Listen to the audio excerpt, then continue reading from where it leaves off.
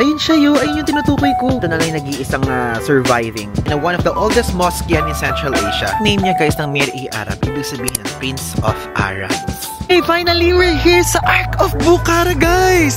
Sabihin nun ay Mosque of the Reservoir. Hello guys! I'm back again with another video at ngayon po ang ating first full day dito sa Bukhara and mag-explore tayo ng mga iconic spots, mga historical spots here. And alam nyo, dito sa Bukhara, hindi siya tulad sa Samarkand and even sa Tashkent na magkakalayo yung mga lugar. So pupunta lang tayo sa isang lugar doon, then walking lang, ganong level. And hindi na tayo kailangan mag-Yandex pa. Pero from here, need natin mag-Yandex from ating hotel. And ito po ang ating hotel, oh. Pero hindi tayo sa part na to. So kung gusto nyo po dito mag-check-in is panoorin nyo po yung mismong previous vlog para makita nyo kung ano yung hotel and room tour ko here. Okay naman siya. And for me, i-rate ko siya ng 9 out of 10. Okay? So bakit hindi perfect? Syempre, hindi pa siya perfect for me. Pero maganda po dito. Don't get me wrong. And yun. Okay. Hintayin na natin ang ating Yandex. Wala siya dito. Itsura guys. Oh. Ganito yung mga dadaanan nyo here. Hindi siya yung parang highway agad. Dito sa kabilang side. Tapos ito. Diba? Iba yung vibe na binibigay niya, not the usual ones. Gusto ko tong hotel natin. And mabilis din yung mismong wifi nila. Okay, so nag-cancel yung mismong Yandex natin. And okay lang din. Kasi chinek ko sa mismong Google Maps. Ang lapit lang pala dito. Nung mismo mga tourist spots. Kaya okay lang din. Lakarin natin tong mismong street na to. Grabe, wala man lang katao-tao. Naglalakad here. Yung, wala man lang tao. Okay lang sana kung tao, basta wag lang aso. Ganda dito, mayroong mga signage. Ay no, Toki sa Foron. Ayan lahat. Hindi ka maliligaw, oh. Basta guys, dapat same tayo ng hotel, ha? Para kung ano yung mangyari sa akin, ganda yung mangyari sa inyo. Medyo, ano siya, malayo din. Hindi yung super quickie lang. 350 meters. Since naglalakad tayo, gusto ko na i-share sa inyo naman yung fun fact about this Chevrolet brand. Ang sasakyan dito po, Chevrolet. Toink. Ayan. Ito, tapos ito. Po, yung mismong car po na yan, pinoproduce yan dito sa mismong Uzbekistan, kaya mura dito. And also, yung mismong government nila, alam niyo yung matataas yung tariffs na binibigay kapag imported car. So, yung mga Chevrolet, yun yung mura na pwede nilang mabili. And aside from that, maganda din naman yung brand na. If first stop guys, nandito ngayon tayo sa Toki Saffron. Other term nito is Money Changers Dome. So, ito, one of 3 domes dito sa Bukhara. Ito, para sa mga nagtitinda ng jewelry. And of course, mga money changers. Alam, tignan nyo. Parang sarado lahat. Wala man lang open. Ayan. Nagbebenta dito guys ng mga fabrics, ganun. Ito guys yung shop. O, tignan nyo. Ayan. Mga binibenta dito, mga winter clothes. Dito, mga restaurants. Dito na lang tayo kumain mamaya para local resto. Kung mahilig kayo sa libro, I mean magko-collect lang, or kung marunong naman kayo makaintindi ng Uzbek, ayun pwede kayong bumili here. Yan, wala kasing English, oh. So ko lang din i-share sa inyo nung kasagsagan ng dome na to, noong mismong Silk Road era, ay hino-host nito lahat ng mga merchants. Most of the merchants. Okay, so if ever kung gusto nyo magpapalit ng ganito, magpapalit ng ganyan, dito yun.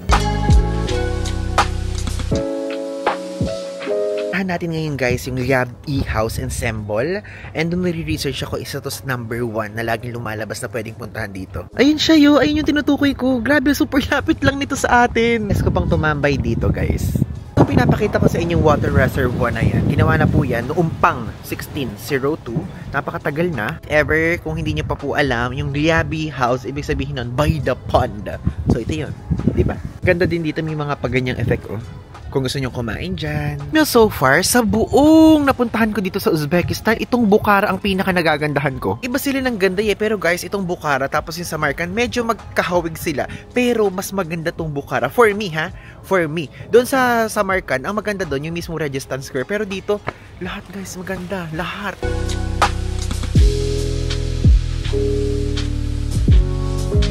Oo, yung mga building dito guys. Ayun na naman yung mga ganyang klaseng patterns. And, share ko lang sa inyo, pinaghalo po yung architectural style dito ng Persian and Central Asian. Pumasok nga tayo.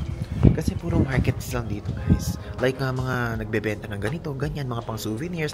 Kaya lang wala na kasi tayong space. Saka ayoko na rin bumili. Ito, if ever, kung gusto nyo ng magnet. Ang ganda ng magnet na to, Bukhara nakalagay. Uzbekistan. Tapos ayun, Bukhara ulit nakalagay.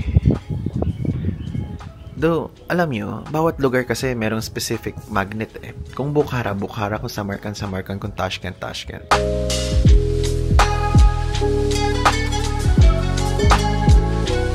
Cute nito, oh, chess guys. Hindi kasi ako nakatingin sa baba, puro sa magnet ako tumitingin. Ang cute niya. Pero alam niyo ba, share ko lang sa inyo, hindi ako marunong mag-chess. Ito suklay. Kung mahilig kayo sa suklay. Meron din dyan. Para saan to? Ano use nito? Sa tinapay? Ganun ba? Ay, hindi ko po alam ha. Don't judge me. Tapos ito mga accessories. Kung gusto niyo ng accessories. Ito mga bags, kung gusto niyo ng bags. Guys, ayan, makikita niyo dito, meron ditong map na pwedeng maging guide ng mga tourist. Kasi alam niyo, SIM ko medyo matagal guys mag-load. Ganon. So, 3G dito, tapos nawawala pa. Hindi ko alam kung talagang ganun dito sa Bukhara area, no? Pero doon sa Tashkent, saka sa mismo sa Samarkand, hindi ko na-experience yun. Kaya hindi ako makaalis dito pa. Kasi, hindi ko ma-navigate yung Google Maps. Di ba, walking nga tayo ngayon. Sa mismong complex na to, may 3 sikat na kung saan pwede nyo ding puntahan. Though, tayo po ang kaya lang natin bigkasin nun is yung Kukal Dash Madrasa. Okay, lalagay ko lang dito sa screen kung ano yung mga yon. Guys, mag-commercial muna tayo. Kakain na muna ako. Kasi yung doon sa breakfast, napakita ko naman na sa inyo sa previous vlog. Okay, guys. Ito yung breakfast. Grabe. Bakit ganito sa mga pinupuntahan natin laging solo? Yung mga food natin, tignan nyo. So, meron ditong pastries. Ito, pancake. Ito ba? Ano ba? Hindi ko alam kung ano yan. Tapos meron ditong salad. Merong mga fruits. Ayun, may saging. May cold cuts. May yogurt, I think. Cheese, I think. Tapos, blueberry. Tapos, ano to? Honey. Ito naman, normal lang. Sugar.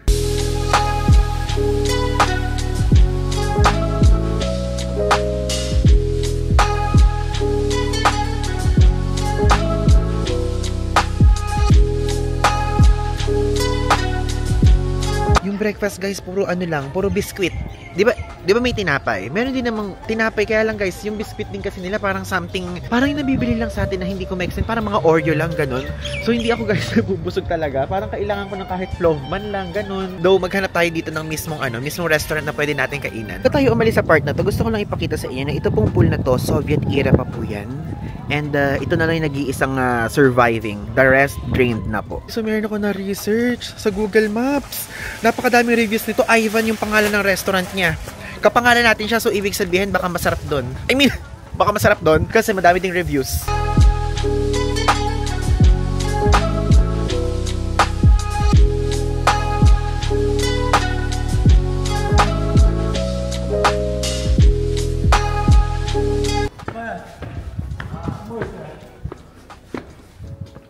Ayan, parang tayo lang yung laman, no? So, nakaupo na tayo dito at ngayon, umorder na tayo.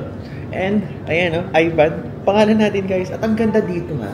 If ever kapag mag-research kayo sa Google Maps, makikita nyo madami ding pictures. At ang maganda dito, mayroon silang English menu. Yung presyo nila hindi naman ganun kamahalan, pero mas mahal kumpara sa mga nakakainan natin doon sa mismong Samarkand and Tashkent. Ang presyo ng pagkain dito naglalaro sa pinakamababang nakikita ko ay 45,000 som. Tapos, pinakamahal ay walang lalagpas ng 200,000. So, mura pa din. Okay, so let's order na. Babasahin ko na muna. Okay guys, so in-order natin is yung veal with vegetables nila. So, yun daw yung national dish nila dito, sabi ng mismo staff. Kasi tinanong ko eh. And yun, young beef daw yun.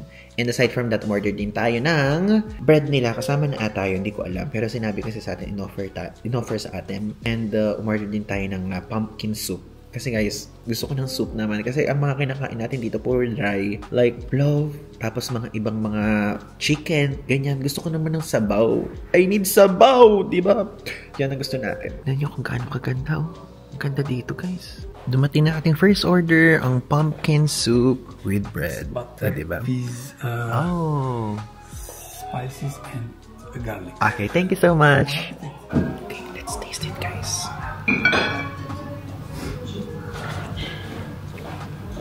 Ang sarap. Ang sarap.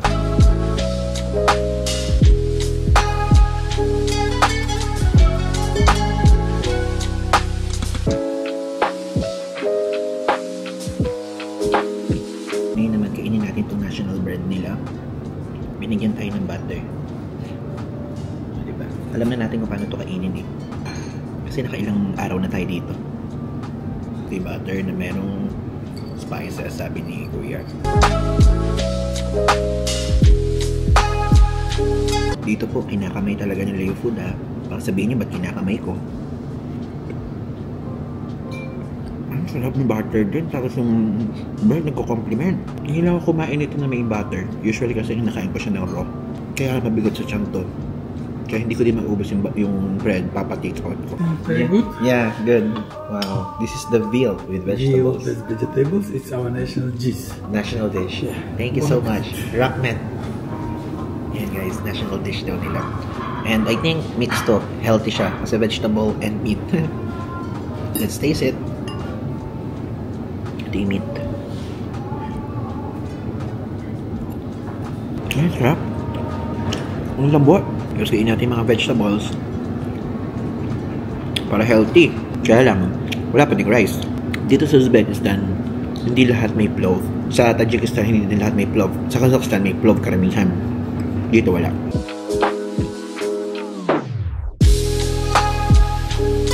Guys, alam nyo, share ko lang sa inyo to ha. Kasi sabi kasi nung staff here, sabi nga ng vegetable daw, yung mismong food. Tapos, ngayon ko lang na-figure out, lahat ng vegetables na nandito ay capsicum, guys. Capsicum. And onion lang. So, yung onion naubos ko na. Yung meat mauubos ko na. Pero yung capsicum, guys, parang 2 peraso lang na nakakain ko pa.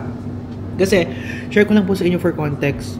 Sa mga gulay, capsicum yung parang pinaka-ayokong kainin. Tapos capsicum to lahat. Tapos tinanong niya ako kung masarap daw ba. Sabi ko yes. Tapos sinabi niya sa akin, bon appetit. Masarap po. Masarap talaga siya. Pero ba't capsicum? Kala ko naman carrots, beans, asparagus, kahit ganun man lang. Broccoli. Pero guys, capsicum. Alam niyo guys, in-explain ng mismong waiter dito na napakatagal na pala nito at ito pala ay guest room. Parang gano'n, itong high ceiling na to. At ginawa ito noong 1886. Diba? Super tagal na niya.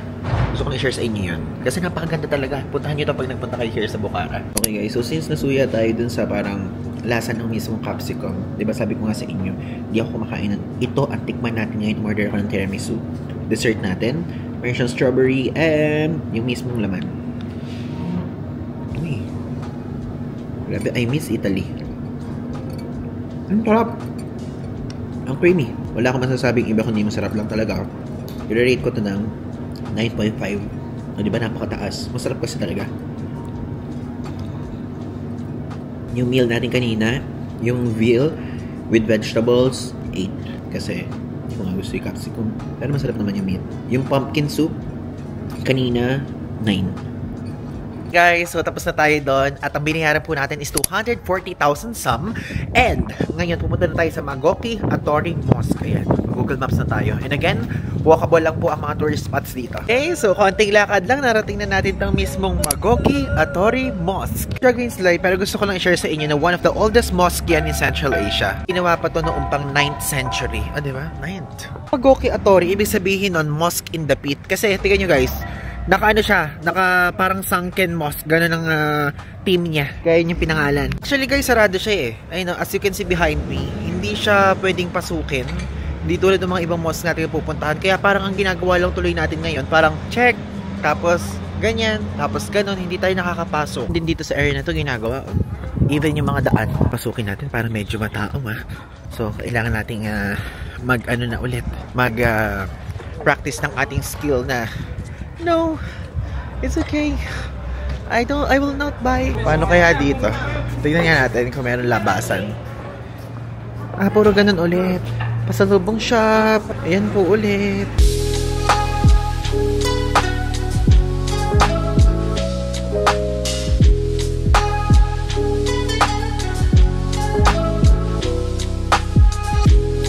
Basically, itong pinupuntahan natin, market siya guys. Kasi ang mga, puro tindahan, wala tayong nakikitang mga temple. Ay, joke, wala naman talagang temple dito. Puro mga mosque nga pala dito. Wala to sa plano natin, sa itinerary natin, pero napakaganda. Nadaanan lang natin to papunta dun sa next nating destination. If ever puntahan nyo to. Wait, tingnan ko sa Google kung ano pangalan. Ang pangalan niya ay Kakikat Street. Search nyo na lang. Ang ganda!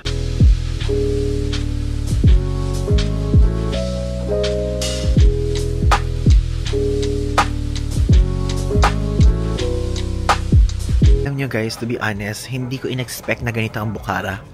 Sa Tashkent, Bukhara, sa Samarkand, pinaka nagustuhan ko po itong Bukhara. Like, ang organized niyang lahat, ang tahimik, ang safe, never ako kinabahan, ang mura, tapos ang gaganda ng mga tourist spots, tapos magkakadikit lang. Make sure guys, kung pumunta kayo Uzbekistan, mag-stop kayo sa Bukhara kahit overnight lang kayo. Okay? Kaya naman siyang i-overnight nyo lang. Ganda talaga. I-rate ko ito ng 10 out of 10 sa buong Central Asia trip natin. Ang ganda. Ito na ating next stop. Okay, finally, andito na tayo ngayon sa Mir-i-Arab Madrasa. Gawa ito ng 16th century and one of the most prestigious Islamic school to in Central Asia. Guys, fun fact, if ever hindi ko pa nababanggit sa mga previous vlog, yung madrasa, ibig sabihin ng school, ganyan, or nag-aaral dito yung mga Islamic people, estudyante, ganun. Yung Muslim Board of the Republic of Uzbekistan, Mir-Arab. Mga estudyante yung nasa loob, baka bawal pa guys pumasok. Hanggang ngayon ata, eskwelahan siya. Yan na. Hey guys, hanggang ngayon pala eskwelahan siya. So, gusto ko lang i-share sa inyo na usually kasi dito sa Uzbekistan, yung mga madrasas converted na into museums, converted na into tourist spots, pero ito hindi. Ganun pa din. Nag-function pa rin siya as madrasa. Nung pumasok ako sa loob, bakit parang mga naka-uniform yung mga estudyante? Eh, ganun pa rin pala siya hanggang ngayon. And gusto ko lang i-share sa inyo, nagawa ito o napondohan ang paggawa nito dahil sa sale ng tawag doon, sa pagbenta ng 3,000 Persian people or slaves. So yun, yung pinagbentahan ng 3,000 na yun, ito na yun. Grabe, no? Ibig sabihin, mahal pala ng bentahan dati. Name niya guys ng Mir-i-Arab, ibig sabihin ng Prince of Arabs. Tuwa ako nung pumasok ako doon. Though nasa entrance lang ako ha, don't get me wrong, nakalagay doon, close to tourist dahil naka-function pa siya as a institution na school, ganun. Ulit, yung mga balanggot. If ever, kung gusto nyo bumili ng ganito, pang snow yan, Ting! Ting! Ting! Ang ating nakikita ngayon, habang naglalakad tayo papunta sa Zidane, sa atin napupuntahan guys, ay prison siya. And yung Zidane, ibig sabihin ng bug pit. So, usually kasi yung mga kinukulong doon, merong mga insekto doon guys sa kulong na yun. Kaya nagsaserve na siya as museum. And pinapakita doon ko yung mga iba't ibang uri ng punishments noon, ganun. Kaya yung Zidane, in Persian, ang ibig sabihin nun is dungeon, okay? Baga, parusahan talaga siya. Doon yung mismong Zidane, kaya lang di tayo makakadaan kasi nakaharang yung mga pulis. Pulis na nakaharang dito, bakit kaya? Ito pa ewan ko kung nakikita nyo. Ayun may mga pulis din. Nakikita nyo ba? Ayan sila dami. Uy, may kabayo na naman. Naalala ko na naman yung Kazakhstan moments natin. Kazakhstan. Nabubulol na ako. Hindi natin napupuntahan yun. Museum pa naman yun, guys. Museum siya. Pumunta tayo sa next stop natin, ang Ark of Bukhara. Meron silang special ganap, kaya baka siguro sarado. May special ganap sila, guys. Kaya pala ang daming pulis din. Ano kaya yung ganap nila, no? Bali, ayoko silang tutukan, guys. Pero merong sundalong naglalakad, may police, iba't ibang leader, iba't iba. Gets yun, kumbaga sa atin, PNP, AFP. Ayan, nakatalikod naman na sila. Ayan, haba. Hey, finally, we're here sa Ark of Bukhara, guys! Ito, guys, yung makikita nyo kapag nagpunta kayo dito. Napakalaking open area. And of course, meron ditong mga nagbebenta ng mga bulaklak, nagbebenta ng lobo, nagpapasakay sa mga sasakyan na maliliit pagka may kids, ganyan kayong kasama. And also, parang sikat din dito yung horseback riding. So, fun fact about dito sa Ark of Bukhara, ito po isang massive fortress na ginawa noong 5th century. And let's go in. And I think meron tong entrance kasi may mga x-ray at guard, diba? Pasok tayo. Ito siya, may x-ray. Tayo po ay nakapasok na. Hinabol yung ticket ko dun sa ibaba. Hinangin kasi yung ticket dito parang resibo lang. So yun, 60,000 sum po yung babayaran nyo pagpapasok kayo dito. Ang ganda dito guys. If ever kung pupunta kayo sa Bukhara, mag-alat kayo ng time para mag-drop by dito sa Ark of Bukhara. Ngayon, ang gagawin kayo, montage ko na muna para makita nyo at nananamin ko din kasi talaga yung ganda ng mismong lugar.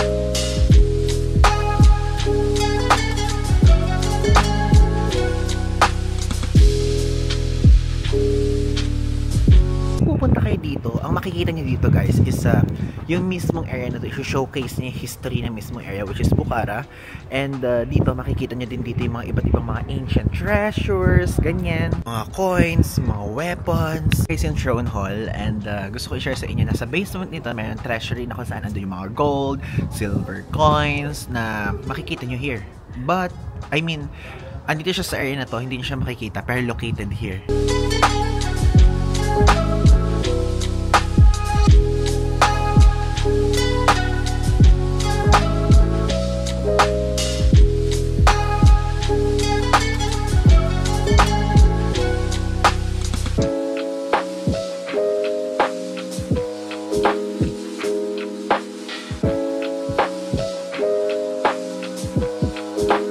This mismong area na ina-explore natin, ilang beses na ito nasira. Pero sila, ilang beses din nila nire-revive, nire-renovate, ganun. Kaya sila nga, ang paniniwala nila, which is true naman, na ito naman talagang lugar na to, ang laking part sa history ng mismong Bukhara. Sabi, wala na akong makikita dito, puro mga ano lang, ganyan, oh. Okay, we're done dito at ngayon naman magpunta naman tayo sa Bolo House Mosque. Let's go. Lang siya from dito sa Arc of Bukhara. Tatawid lang tayo dyan sa road.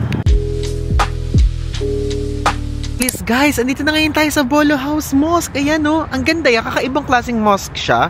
Hindi siya yung normal type or normal design, no? Pertagal na din ito. Ginawa ito noong 1712 at na-renovate siya noong 20th century. And alam niyo naman sa mga previous mosque natin na pinupuntahan, pumapasok tayo. Pero kasi guys, ala tayong kasama ngayon na friend nating Muslim, ganyan. Or kahit tour guide. And nahihiya naman ako na papasok ako na wala man lang akong... gets niyo yun, yung wala man lang... Parang wala man lang akong kasamang papasok sa kanila na parang kapwa nila Muslim. Pero nahihiya ako. Kaya ngayon papakita ko na lang sa inyo para just in case kung gusto niyo pong malaman at kung meron tayong viewers na Muslim, is pwede kayo dito magpunta. Ibig sabihin guys, ang pangalan nitong Bolo House, ibig sabihin nun ay Mosque of the Reservoir. Ayan o makikita nyo, meron ditong pool. So dyan galing ang name. Ay, ang cute naman ng mga duck. Hello, duck, duck, duck! I-zoom ko para makita nyo. And again, yung architecture na to pinaghalong Central Asian and Persian. Really super active nito. And isa ito sa mga, tawag doon, mga active din na mosque noong panahon ng Soviet era. Guys, napupuntahan natin isang mausoleum ni Chashmai Ayub. Okay? Medyo malayo siya, 400 meters ang layo from there sa Arc of Bukhara. Talaga dito. Wala gayas taong gano'n. Nakikita nyo? Hindi, nasanay kasi tayo sa maiingay. Nasanay tayo sa mga Shibuya, nasanay tayo sa Bangkok, nasanay tayo sa Hong Kong, nasanay tayo sa ganyan na maiingay. Kaya yung parang ganito, ang saya niya. Ang saya sa feeling na yung nakaka-relax, less touristy. Ang saya. Kaya if ever po kung magkakaroon kayo ng pagkakataon na meron kayong additional budget, like medyo marami-raming budget, kasi hindi talaga, honest lang po guys, honest lang, hindi talaga mura magpunta sa Central Asia. Pero kapag nasa Central Asia na kayo, yun ang mura. Pero ang airfare kasi from the Philippines, ang mahal talaga. Okay? Kahit sabihin nating sale nyo pa mabibili yan, ang mahal pa din kumpara sa mga piece of sale o piece of fare na nabibili natin na makakapunta na tayo sa Southeast Asia and East Asia. Dito mahal talaga, pero yung cost of living kapag nasa bansa na kayo, ang mura. So far, ang pinaka namumurahan ko, Uzbekistan, then Kazakhstan, then Tajikistan. Yun, sa mga napuntahan natin, yun yung leveling. And ang pinaka nagagandang ko sa lahat na napuntahan natin, Bukhara. List na ina-expect ko na magagandahan ko to, pero ito ang pinaka ko ngayon. Next destination in front of me, in front of us, is itong mismong Chashmai Ayub Mausoleum. And again, kapag sa mausoleum tayo nagpupunta, is mag-isa lang tayo. So yung pangalan nito, ang ibig sabihin yan is Spring of Job. Kaya dito. Ganito lang. Ay, lock siya. May makikita niyo sa loob. Ayan.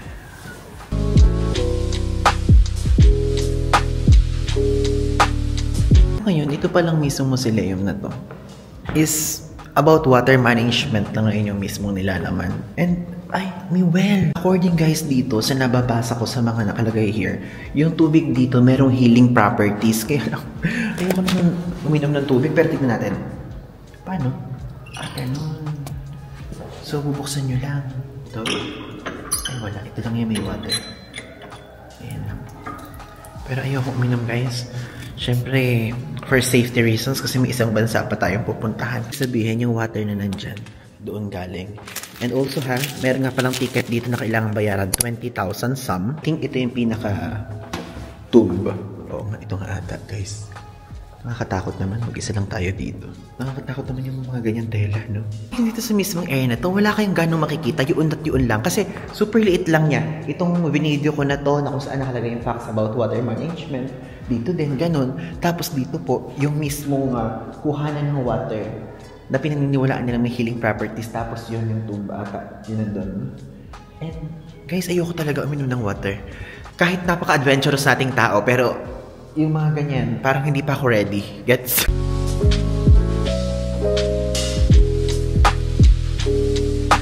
Okay guys, now we're down to our last destination here sa mismong Bukhara, pupunta tayo sa mismong mausoleum ni Ismail Samani. Somoni, isa lang daw yon, sabi ng tour guide natin sa Tajikistan, kung naaalala nyo. Nagpunta tayo dun sa mismong central museum nila. Sinabi din ng tour guide natin na nandun, na dito nga daw matatagpuan niya sa Bukhara. Then I told him na pupunta tayo dito sa Bukhara, kaya nagka-idea ako na, sige, puntahan natin. Kasi alam nyo yun, yung connecting the dots, kinoconnect natin yung mga dots, yung si Amir Timur na nasa Kazakhstan, if ini-feature sa Uzbekistan, si Somoni na nasa Tajikistan, if ini-feature dito sa Bukhara. So talagang connected lahat guys na mga nandito sa Central Asia. Ang saya lang sa feeling na kapag kunyari, nagbabasa kayo ng about sa history nila, nagpupunta kayo sa museum nila, na ayun, talagang hindi ko ma-explain, pero talagang magkakapatid sila ganung level. May aso. May aso. Aso, tumatakbo. Grabe naman dito. Wala man lang akong madlang people na nakikita. Finally, we're here sa Samanid Mausoleum or Ismail Samani Mausoleum. And dito guys, ginawa ito noong 9th century pa. Family tomb to. And di ba naalala nyo, mayroon tayong pinuntahan si Amir Timur naman. Ando naman yung mismong mga grandson niya, ganyan, and even yung mentor niya. Dito naman buong pamilya ni Ismail Samani. Somoni, Samanid. Lahat po yun, iisa lang, okay? So baka kasi sabihin niya, bakit ganito sinasabi niya kanina, ngayon ganito, ngayon ganyan. Nakakabulil kasi iba yung sa Uzbekistan, iba yung doon sa Tajikistan. Nagpa-famous guys dito yung baked brickwork patterns niya. Papakita ko sa inyo, na, di ba? Ay, maalikabok. Then ito, makikita naman pala yung loob from here. Ayan o. Kaya lang sarado siya guys. Di tayo makakapasok. Mga chairs dun sa loob. Yung parang normal lang din sa atin sa mga sementeryo sa Pilipinas. Like, andyan yung mismong tomb. Tapos yung mga upuan kapag ganito kaganda. Entrance niya nandito sa gilid. But sarado guys. At least, napuntahan natin. That's the most important thing. Guys, alam nyo, hindi ito OA yung mga lokal dito and lokal dun sa Tajikistan. Alam nyo kung ano sinasabi sa atin? Are you from Japan? Are you from Japan? Ano yung Japan? Ganyan mga sinasabi. Grabe naman! Konnichiwa! Arigatou gozaimasu! Natutuwa lang ako kasi ngayon lang ako napapagkamalang Japanese guys. Usually kapag nasa ibang bansa, napapagkamalan nila ako Chinese. Pero dito, grabe, Japan.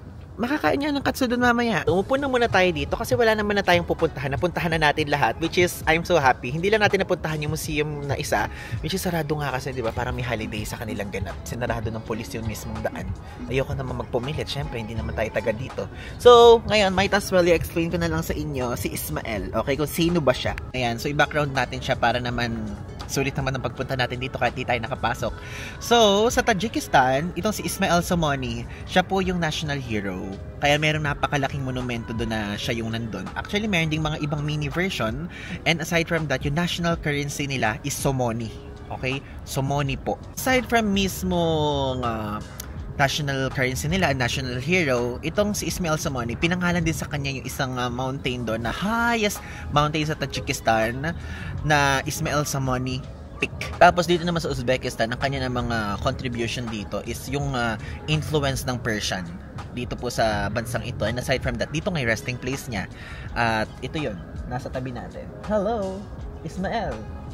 Say hi to the vlog. Wow! Guys, sa Turkmenistan, sa Kyrgyzstan, sa Kazakhstan, ganyan. Ang influence niya is all about Islamic influence and also yung mismong Silk Road. Yun po. Pero dito sa Uzbekistan and Tajikistan, doon yung talagang malala talaga.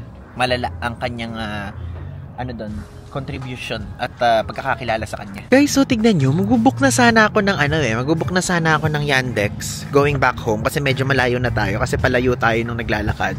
Nakakita ko tong parang amusement park. Parang gusto kong itry itong Ferris wheel, kaya lang parang ako lang yung laman. Okay guys, alam nyo, to be honest, nalulungkot ako sa mga amusement park dito sa Central Asia. Honest lang po, kasi sa atin sa Pilipinas, maaaring kunyari mga computer shop, ganyan, hindi na gaano natatangkilik. Tapos yung mga amusement park, medyo konti na ngayon kumpara dati, pero dito talaga, wala talagang nasa amusement park. Walang mga nagra-rides. Like kahit sabihin natin 5 lang, at least wala talaga. Okay, doon sa bump car meron ako nakikita doon sa bump car na nagra-ride, parang 2 sila. Meron naman pala doon. At least, abort mission. Guys, alam niyo ba, pasakay na ako talaga sa Ferris wheel. Kaya lang tumutunog yung Ferris wheel. Like talaga yun parang tunog ng kalawang. Ganun yung parang mga ganun. So, no, pass na ulit. Nakapag-book na tayo ng Yandex. 4 minutes yung hintayin natin. And 16,000 sum yung ating babayaran. Alam nyo, super ganda talaga nung street kanina. Buti nila na-picturean ko. Ito, ilalagay ko dito yung yung mismong street na yon. Yung letter K, ilalagay ko dito yung name. Tapos ito yung mga pictures. Poink! Poink! Poink! Poink! Poink! Diba? Ganda guys.